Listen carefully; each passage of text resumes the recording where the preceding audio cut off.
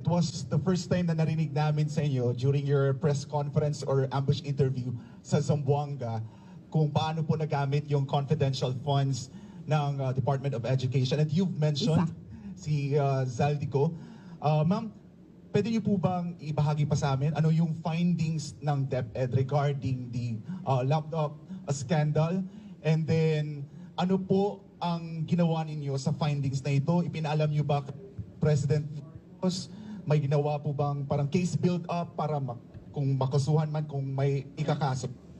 Yes, gumawa kami ng investigation sa loob ng Department of Education.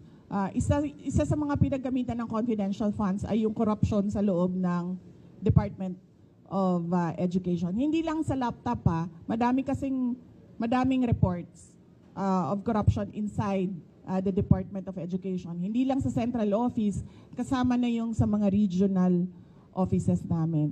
So kapag merong reports, pinapaimbestigahan yon. So isa sa mga inimbestigahan is yung laptop.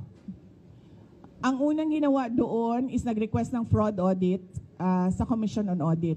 Tapos kami sa loob ng Department of Education, gumawa din kami ng sarili naming investigation para kung ano man yung ma-actionan namin sa loob ng DepEd, ma-actionan na kaagad namin. Unfortunately, yung procurement ng laptop, hindi siya nangyari sa loob ng Department of Education.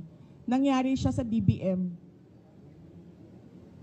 So, ang pinaka-papel na nasa loob ng Department of Education ay yung agreement between DepEd and DBM. So, hindi pumasok lahat ng procurement documents sa DepEd. So, ang pinaka na magawa lang namin doon sa loob ng Department of Education is mag-blacklist. And at that time, hindi pa namin ma-blacklist kasi hindi nga sa amin nangyari yung procurement. So natali yung kamay namin doon. Kaya inasahan namin na doon sa fraud audit ng Commission on Audit, may lalabas doon na mga personnel involved.